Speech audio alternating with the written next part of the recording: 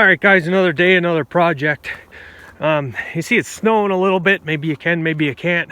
We just had an ice storm roll through, and I was actually out driving that stupid Volkswagen, and I'm just glad to get home. PennDOT was on the ball and got everything salted before the ice hit. Anyway, I'm going to pick up my loader valve. It's done at the hydraulic shop. I plan on making a video of the rebuild, and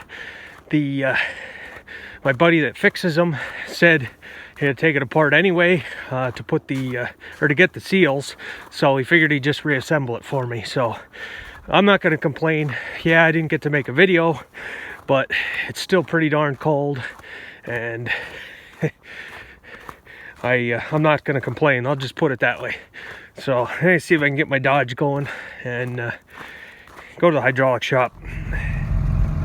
Yeah, we just got a half-inch of ice. Now it's snowing. I don't know, it's like 20 degrees out. I don't know how it can be dropping ice. Like I say, there's changes coming to the atmosphere. So anyway, I'm coming back from the hydraulic shop. Just got the valve rebuilt. I don't know how often you guys follow the yield record holders for corn growers, the corn wars.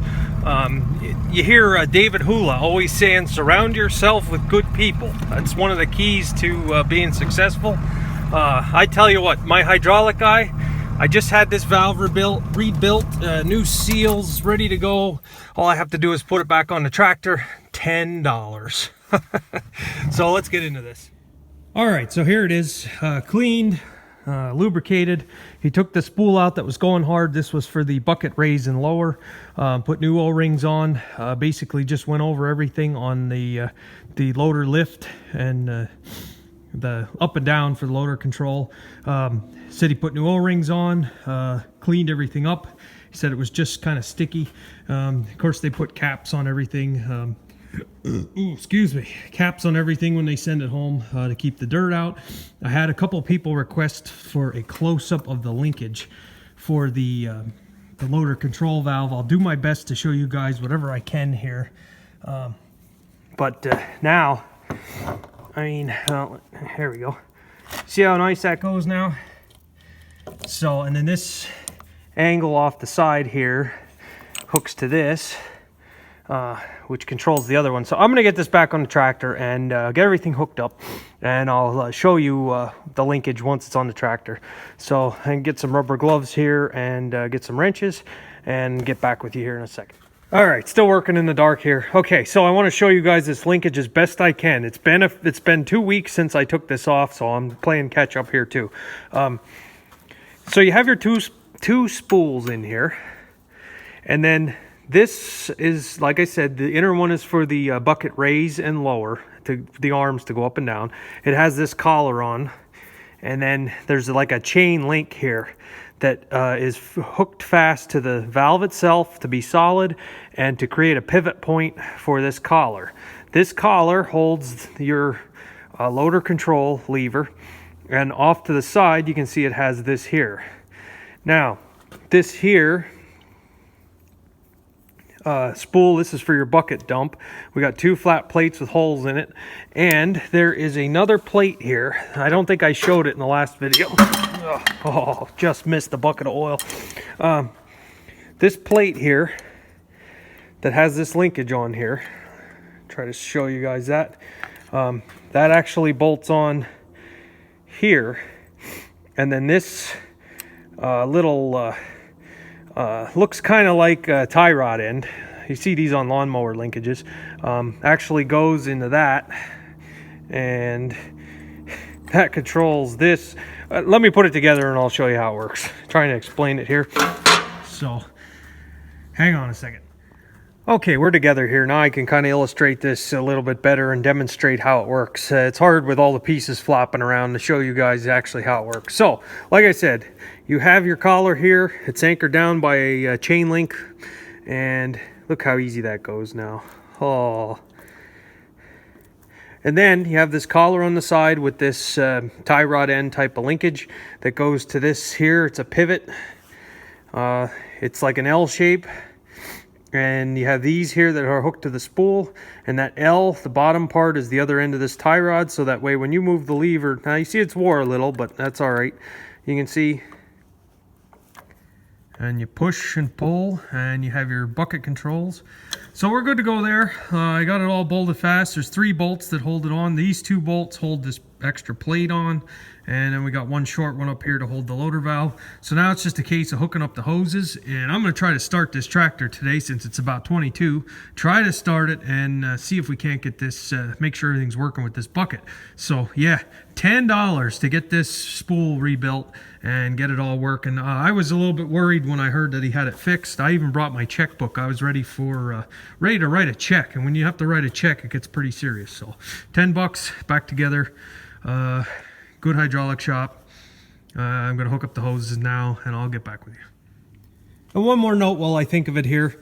This is what's called a JIC fitting. A lot of you guys know that. Some of you might not. You see how it's tapered on this end. The previous owner put Teflon tape on these fittings, and it's unnecessary. You can if you want to, but that's not what does the sealing. This is tapered male, and this is tapered, see if I can get a shot of that, female. And when you thread it on and tighten it down, that's what does your sealing. It actually seals right here, not back at the threads. You can put it on if you want to. It's not necessary. It's not going to do any sealing unless it's boogered up. Sometimes these have, depending on what you're working on, if it's been battered up or something, it might leak. But as a rule of thumb, O-ring, seal, JIC, no Teflon required. And as always with Teflon, be careful you don't get it in the spool, and wrap it the right way for pipe fitting. A lot of people don't wrap it the right way, and then as you thread it on, it unwraps, and then it's not going to seal anyway. I've seen that probably 100 times, that the Teflon wasn't on the right way. Get it the right way so that when you thread it on, it's just squishing it into the threads there. So like I say, the thing that does the sealing with JIC are these tapered ends. So a lot of you guys knew that, maybe some of you didn't. So just while I'm here doing this and I think of it, I'm sure a lot of the stuff I do is common sense for some guys that have been in the business. A lot of guys that watch my channel are farmers themselves, which I'm very happy to have watching. I didn't set out to be a channel that tries to explain things for non-farmers, I guess. That's kind of where I ended up. So and if you are a non-farmer watching, that's fine too. And try to explain things if you have questions, but just trying to be entertaining, doing my best.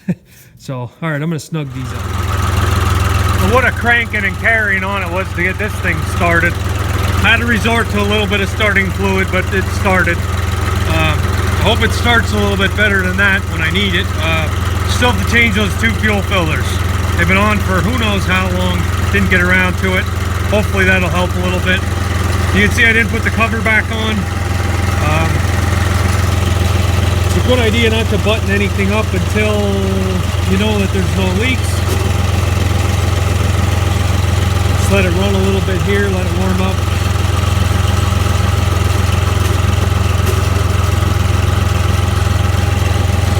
So let's see what, make sure I don't get sprayed in the face here. It's working. So it gets the oil back to the lines. And it lifted here.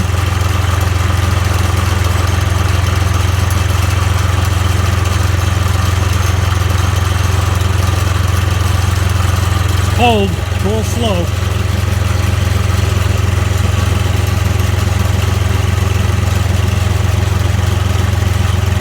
But it is working, and I don't see any leaks. So, the other thing is, it drives me nuts when loaders aren't hooked up the right way.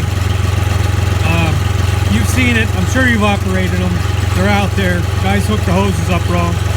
The way I know how to hook up loaders, the controls, you pull back, your arms go up. You push front, your arms go down. You tilt to the side, it tilts your bucket. Rolls your bucket forward, you pull in, and it scoops forward. how many times I had a loader that you would have pushed forward for the thing to go up and kind of working backwards. Maybe some guys like it that way, but that's kind of the standard.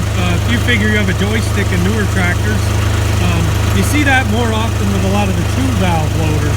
When there's 2 valves, guys have the hoses switched the wrong way, and you'll push forward and the thing will go down.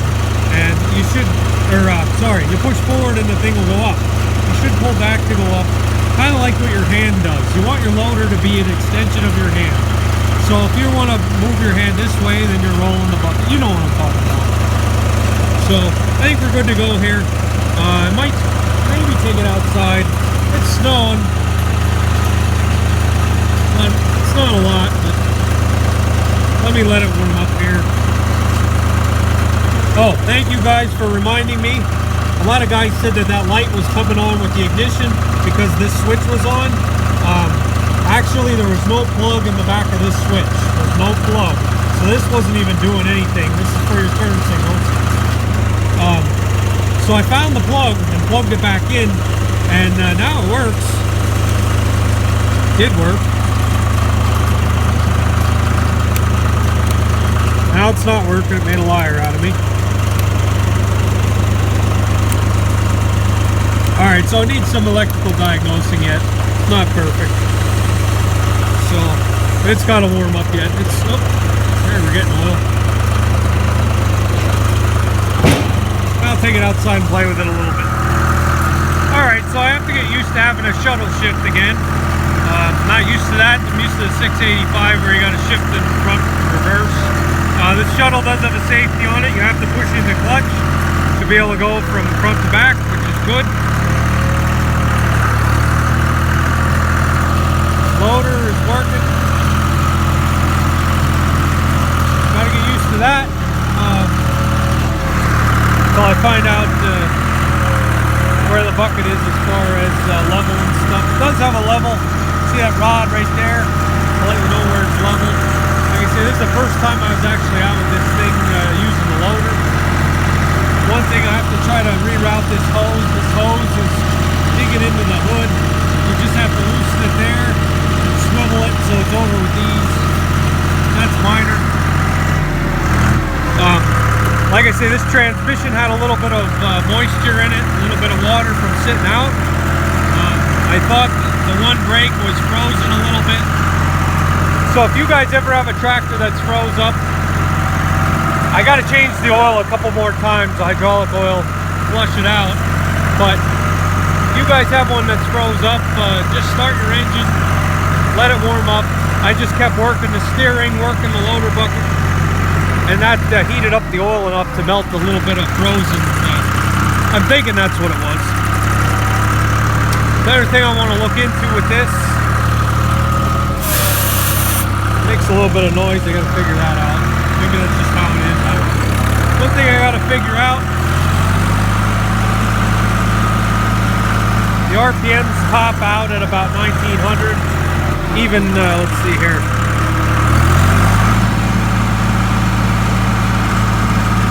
About 2,000. I don't know why it won't go up any higher. I have to look to see what it's rated at. So, might just need an adjustment. Shifters are getting a little bit better. Just needs to get worked. Got my new tire dirty already. So, alright, I'm going to end the video there. Just out playing a little bit. All this snow will be gone by Thursday for sure. Thursday, 52 degrees. Oh, heat wave. I might be going to the farm show one of these days this week. I'll get some footage. I saw the Farming Life beat me to it.